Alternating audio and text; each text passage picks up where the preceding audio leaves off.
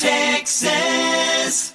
This is 13 Minutes to Magic Texas, an abbreviated limited series podcast about the TAOM, SAM, FISM, and ACM combined convention in Arlington, Texas on August the 30th through September the 2nd, which we call Magic Texas. I am one of your hosts, Scott Wells. I'm Dal Sanders, the president of the Texas Association of Magicians and the co-producer of Magic Texas.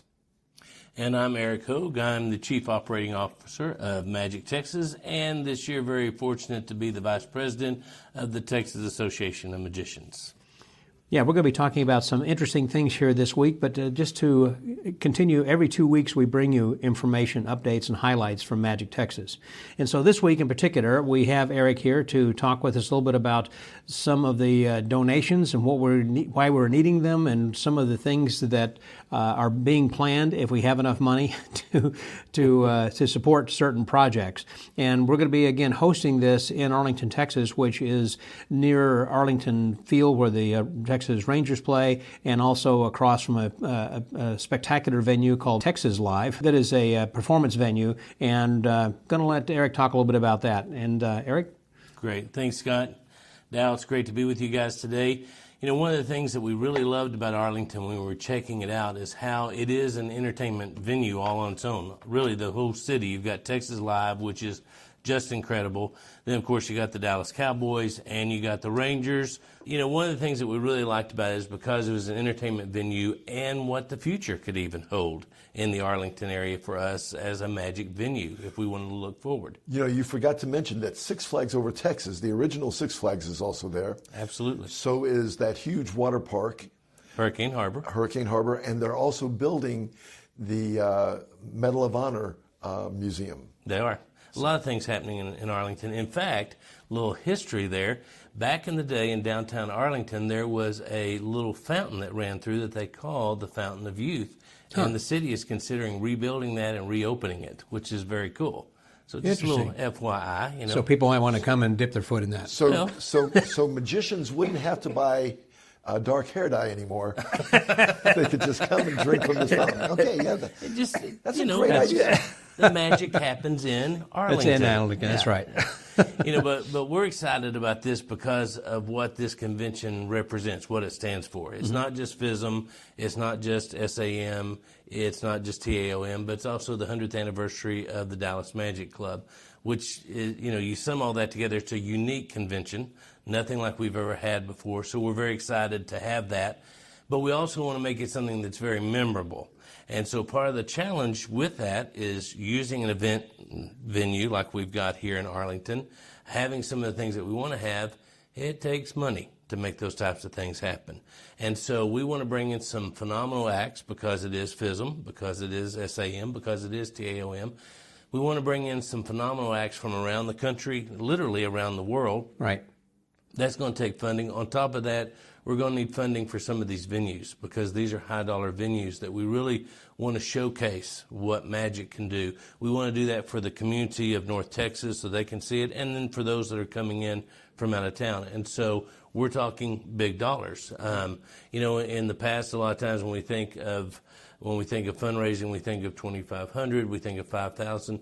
We're going even larger than that. Add another zero or two on that. Oh, yes, sir, without a doubt. We got to have that in order to accomplish what we believe will be just a phenomenal event for hopefully 1,200 people. I mean, I know that's a pie in the sky attitude, but you know, if you don't dream big, guess what happens? Oh, that's true. Yeah. So that's why we're looking at these numbers. If we reach for the star, we'll still hit the moon. Exactly. Yeah, I just want to point out that a lot of regional conventions like TAOM and even the SAM lately have had their theater shows in the hotel on not permanent stages, you know. And while that's been great, this is a chance to bring these theater experience back and put these magic acts back on a proper theater stage. The stage we're looking at, well, the stage we've contracted with, the main stage, is at University of Texas in Arlington. It's Texas Hall. And the stage is so big that before they built their field house, they played their basketball games on that stage. On the stage, and holy people moly. sat in the audience and watched it in theater seats. So it's a huge, huge stage. Are we going to be busing people there, or is it? Yes, we will be busing people there. And that's something else we need money for. Right. And we're looking at kind of a unique way to bus them there, which is very cool. Also uniquely Arlington, Texas. And again, that's why we're trying to raise funds. That's why we're going out there looking for corporate sponsorships. And we just, everyone knows someone who knows someone. Right. Who works for some big corporation, someone that wants to help out, that's got a foundation. That's what we're looking for. And so we need folks that are listening to us today, if they know somebody who works somewhere who does something, if they can reach out and let us know who that is, we'll go to them, we'll do our sales pitch, we'll get the funds, and we'll have an event like you've never seen before.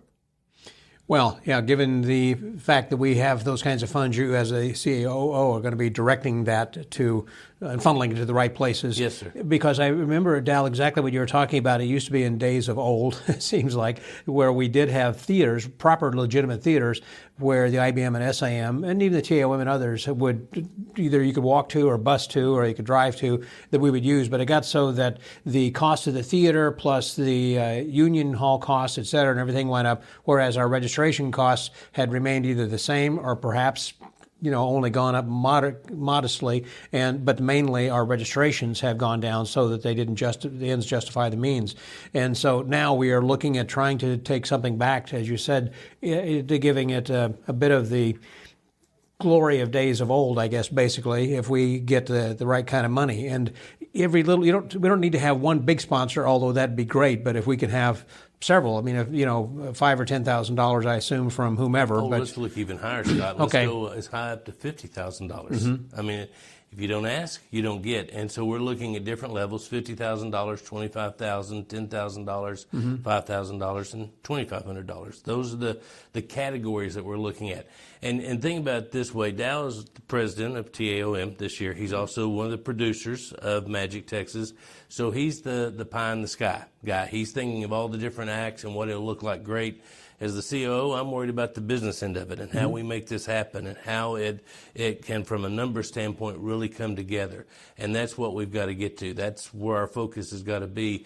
And that's why we've got to think outside of the normal magic box, so to speak, and think about what we can do to have these type of dollars come in so that we can have the kind of acts on the type of stages that we want to have them in that can be different than what we've ever had before. What types of perks or benefits would companies get? Do they get a certain number of seats for their employees? Obviously, they get seats for their employees. They also get to meet the celebrity magicians that are there. They also get to have themselves advertised on the posters, on the T-shirts. They get mentioned throughout the convention. We have them on all our media that goes out nationally. And so they do get publicity, which is something that we don't have to just look at a local business. We could look at a business that is a global business. Sure. Because they will get advertising at a national or global or international level. Because again, Absolutely. This is, even though we call this the North American Championships of Magic, FISM, it is something that is on an international scale because there will be people coming from South Korea and other countries to compete in the North American. And people can do, we'll talk more about the entry requirements for getting into the contest, but it's not necessarily limited to just North American people. My point is that it will be reaching other countries, so their message of whomever that might be, of whether it's United Airlines or Oxy or whomever, they who do business internationally, trade internationally, they will be getting that kind of exposure. Absolutely. It's just like right now, we just mentioned earlier in the broadcast about how the Texas Rangers are here at the World Series. Well, that's in North Texas, but the world will be watching to see Correct. who wins that World Series. The same way with this being the North American Championship of Magic, it's in the same vein, the same way. The world's going to be watching to see who moves on up. That's true. That's a very good point, because I don't think that Americans in general appreciate magic as an art the way that other countries do. And so in other countries, when they hear about that, I think they'll pay more attention in other countries almost than they do in America in some case. So you will be getting that international attention in those other countries, or whether it's England, Japan, or Germany, or wherever, I think. So I like what you're saying of having the different levels. And even like to sponsor one thing, I know it's going to be costing us like $35,000 a day just to have this Texas Live venue. Right. Oh, it's even worse than that. It's not just for the day; it's $35,000 for the afternoon. Oh, just the afternoon. Okay. But it's a big venue. It's an amazing venue with the screens. I mean, you can, you know, just imagine what if we could have, for example, some of America's Got Talent type stars on that stage. Sure. And not just for the local and the magicians who have come in with their families, but you open this up to the public that they could come and be a part of it. What kind of impact, and you mentioned it earlier about the art of magic and how in America we don't always recognize that. What if we could do something to put some spotlights on how magic is an art form, not just a hobby, but an art form?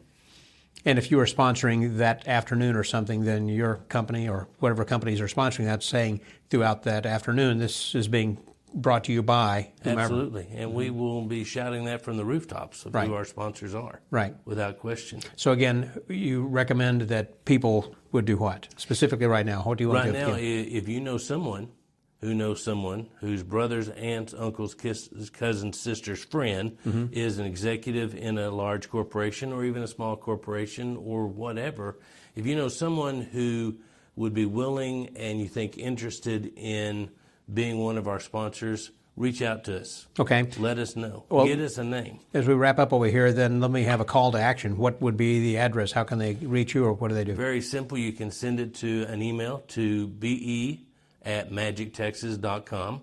be@magictexas.com. Get it? Got it. And if you will just send us a contact name information, we'll reach out to you. We'll go to them. We'll do a Zoom call, whatever it takes, to see if we can pique some interest in them sponsoring one of our great So in other words, you make the suggestions and we'll take it from there. Absolutely. How much easier can that be, really? I mean, but if you are in a position to do that, we're not looking necessarily just for corporate sponsors. It could be an individual who might be saying, we're able to give you this kind of... If Bill Gates is out there and wants to help us, we'll take his money too. And the thing is, really, these venues are going to change how people view magic, period. It's going to elevate the way our magic looks, whether it's the close-up show at Texas Live or the stage shows over at Texas Hall. It's these places are expensive, like Eric said. And are we a 501c3? So 501(c)(6). What are we? 501c6. We are a 501c6. So we are a nonprofit. We're also working with the Magic Endowment Fund of SAM.